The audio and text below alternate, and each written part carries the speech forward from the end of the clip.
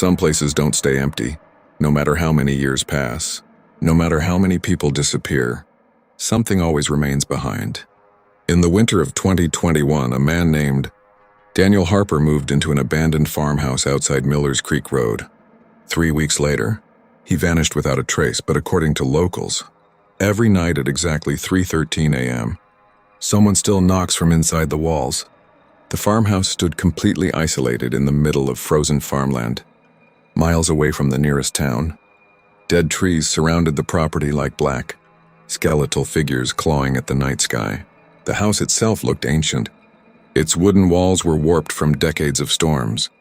The porch leaned dangerously to one side, and nearly every window rattled whenever cold wind passed through the valley. Even during daylight, the place felt wrong, like the house was watching anyone who came near it. Still, Daniel rented it immediately. The price was too cheap to ignore. And after his recent breakup, isolation sounded peaceful, at least that's what he believed.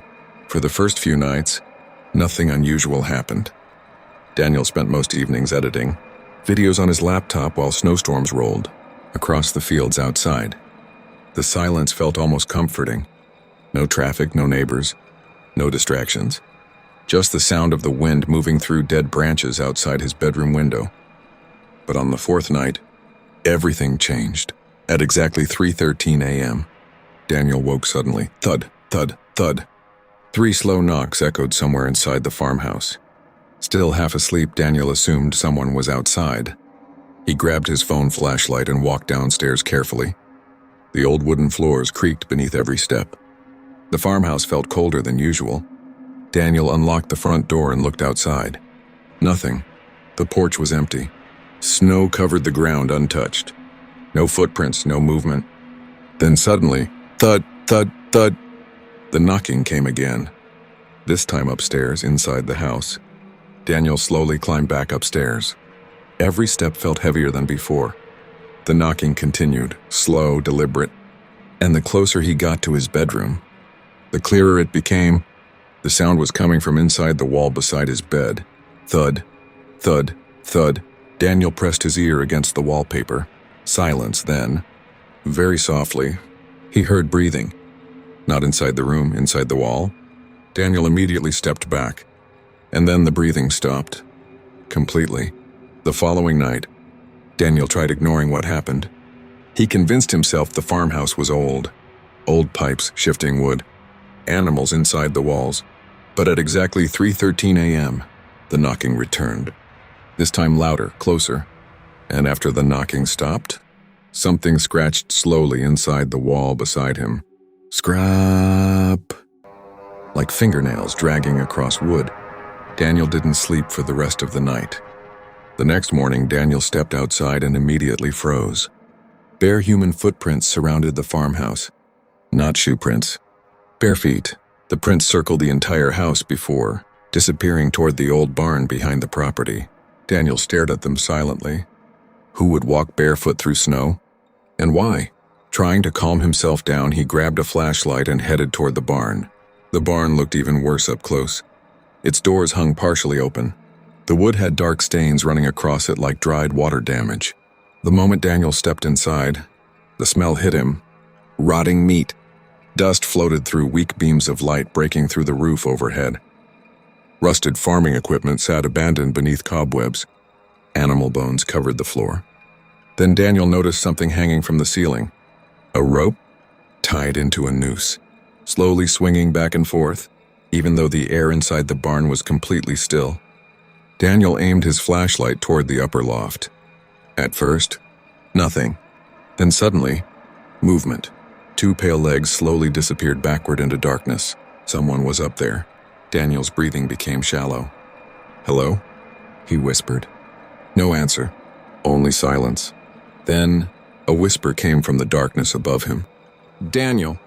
His blood turned cold instantly. Daniel ran out of the barn without looking back. That night, Daniel locked every door inside the farmhouse. He stayed awake watching random videos on his laptop, trying to ignore the fear growing inside him. Eventually, exhaustion pulled him asleep. Then, thud, thud, thud, 3:13 a.m. Daniel opened his eyes immediately. The knocking wasn't inside the walls anymore. It was coming directly from his bedroom door. Then came scratching. Scratch! Something dragged slowly across the wood outside. And then, a voice whispered softly from the hallway. "Daniel." The voice sounded weak, almost human. "Please help me." Daniel's hands began shaking. He grabbed his phone and tried calling the police. No signal, only static. The doorknob slowly began turning. Tiny movements at first, then harder. Violent shaking rattled the entire door. Daniel backed toward the corner of the room while something breathed heavily outside. Then the voice changed. Deeper, distorted. "Wrong. Open the door." Suddenly everything went silent. Daniel stared at the bottom of the door, and that's when he saw it. A shadow, perfectly still beneath the crack. Someone was standing directly outside, waiting. The next morning, Daniel drove into town searching for answers. Most locals refused to talk about the farmhouse, but an elderly waitress inside a small roadside diner finally told him the truth. Decades earlier, a man named Walter Grady lived in that farmhouse with his wife and children. Over time, Walter became obsessed with strange voices he claimed were speaking to him from inside the walls. Neighbors reported hearing screaming late at night. Then one winter, the entire family vanished. Months later, police entered the farmhouse and discovered Walter sitting alone in darkness, smiling. His family was never found, but investigators discovered scratch marks covering the inside of the walls throughout the house, as if people had tried escaping from within them. Daniel returned to the farmhouse before sunset. He immediately began packing his belongings. He wanted out, fast, but while carrying boxes toward his car, he noticed movement upstairs. Someone stood inside the bedroom window. Tall, thin, completely motionless behind the curtains. Watching him, Daniel grabbed a baseball bat and rushed back inside.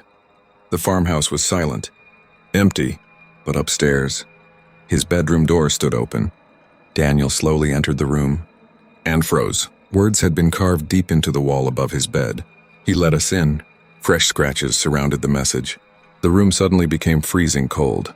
Then, thud, thud, thud, thud, thud. Knocking exploded from every wall in the room simultaneously. The walls began shaking violently. Daniel stumbled backward in terror. And then, the wallpaper started moving. Something underneath it crawled rapidly through the walls surrounding him. Then hands began pushing outward beneath the wallpaper. Human hands. Dozens of them. Stretching toward him from inside the walls, Daniel screamed and ran downstairs. The entire farmhouse echoed with distorted screaming. Before he reached the front door, slam, the door shut by itself. Every light inside the farmhouse instantly died. Darkness swallowed everything. Then somewhere upstairs, a child started laughing. Daniel turned on his phone flashlight. The beam illuminated the kitchen, and standing at the far end of the hallway was a man. Tall, unnaturally thin, his neck bent sideways unnaturally, and his face. His face was stretched into a horrifying smile. The figure slowly pointed upstairs, then whispered, 313. The flashlight died immediately. Daniel ran blindly through darkness while footsteps sprinted behind him. Children laughed throughout the farmhouse. The walls shook violently around him. Something scratched rapidly inside them.